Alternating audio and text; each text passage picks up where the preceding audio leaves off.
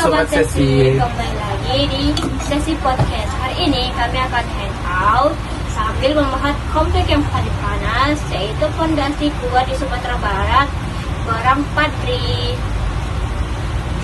Nah, kita akan kupas tuntas nih, kenapa konflik internal itu justru bisa jadi pelajaran paling berharga bagi bangsa kita.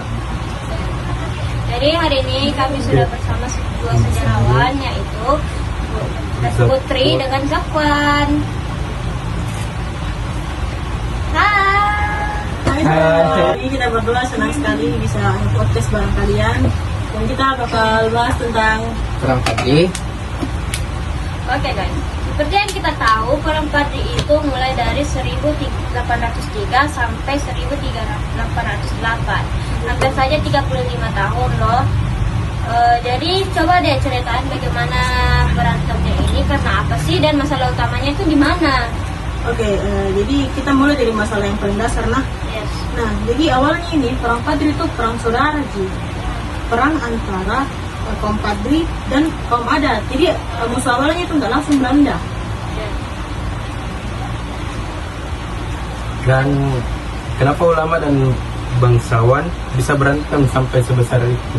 Terus intinya itu di ideologi. Nah, kaum Padri ini tuh baru pulang dari Mekah. Terus mereka lihat banyak kebiasaan yang tidak sekali di Minang, di sudut pandangnya Islam murni. Jadi mereka rasa kalau ini tuh harus dihentikan, karena pandangannya mereka itu kayak misalnya judi, terus minuman keras, itu kan tidak sekali kalau di Islam murni. Iya. Dan begini juga Kak Alif dan Salwa, kenapa kaum adat sangat berat untuk menerima? Karena adat di Minangkabau itu hitungannya itu sangat kuat. Kuatnya itu benar-benar kuat, bukan main.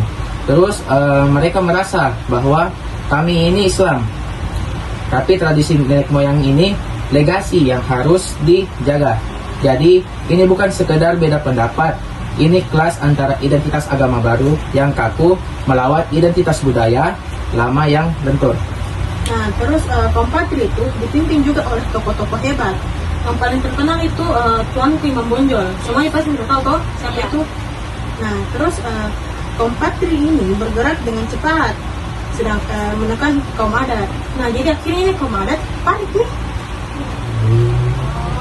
Ini nih, katanya nih ada plot twistnya. Pas lagi ada sibuk-sibuknya berantem internal ini, tiba-tiba ada orang ketiga datang, itu yang paling rese, yaitu Belanda. Gimana sih ceritanya kaum adat itu bisa-bisanya minta tolong kepada Belanda gitu? Nah, ini tuh namanya keputusasaan. Kaum adat merasa terdesak parah. Mereka berpikir daripada kalah total. Kalah total. Kenapa kesepian? Ini tuh namanya keputusasaan. Kaum adat merasa sangat terdesak dengan saya ulangi. Ini namanya keputusasaan karena kaum adat merasa terdesak. Mereka berpikir daripada mereka kalah total dari Padri, mending minta bantuan dari kekuatan asing. Jadi pada tahun 1821 kaum adat resmi minta bantuan ke Belanda. Wah, blunder kelas kakap. Kalau tadi kita bilang blunder kelas kakap tuh blunder sekali, memang blunder sekali. Jadi itu tuh Belanda istilahnya kayak singa kelaparan yang dikasih umpan emas. Jadi mereka tuh langsung pasnya kaum adat ini minta tolong sama mereka langsung datang ke Minangkabau. Tapi bukan karena alasan mereka sayang sama kaum adat, tapi karena mereka mau kuasai wilayah sama ekonominya. Ingat nah, Belanda itu cuma mau untungnya saja. Nah, setelah itu mereka langsung mendirikan benteng yang dikenal kayak Fort de Kock. Sekarang itu ada di Bukit Tinggi. Terus momen yang bikin mereka tuh sadar apa sih? Tunggu dulu, musuh yang kita sesungguhnya itu, tapi si bule ini apa? Oke, jadi momen mereka sadar itu ketika mereka melihat keangkuhan dan ambisi dari Belanda.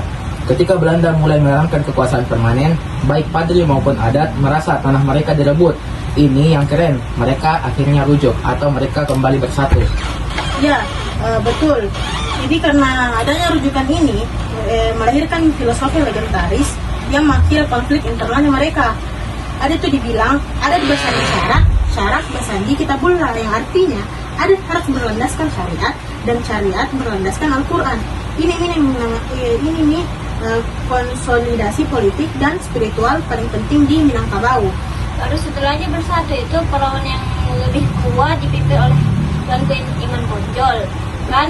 Tapi pada akhirnya kita tahu hasilnya benteng Bonjol itu jatuh juga, enggak sih? Nah iya, kan perlawanan waktu itu sengit sekali. Tapi kan di tahun Belanda toh dia menghalalkan segala cara, termasuk melanggar perjanjian damai. Ada itu dibilang perjanjian Masang pada tahun 1824. Nah puncaknya pas serangan besar-besaran, benteng Bonjol ini berhasil direbut pada tahun 1837 dan Tuanku Imam Bonjol tadi itu diculik dan diasingkan. Perang Padri pun dianggap selesai pada tahun 1838. Jadi sekali akhirnya Ya. Puan, Ya.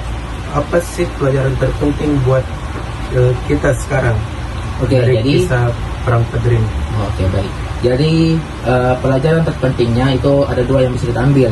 Yang pertama itu jangan biarkan perbedaan jadi alat adu domba. Konflik internal Padri dan adat menjadi pintu masuk bagi penjajah. Kedua, kearifan lokal dan agama bisa menyatu.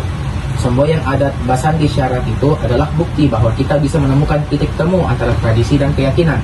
Asalkan kita sepakat siapa musuh bersama. Persatuan itu akhirnya bisa jadi fondasi kuat identitas Minangkabau sampai hari ini. Wah, begitu ya, benar-benar sesi sejarah yang sangat membuka mata. Terima kasih atas waktunya atas fakta-fakta dan sakuan untuk istilah yang dalam ya. Sama-sama. Sama-sama. Ya, sampai ketemu di pembahasan sesi berikutnya. Sampai jumpa di podcast selanjutnya. Jangan lupa like, share, and subscribe. Kami undur diri, santai, tetap melek sejarah ya. Ciao.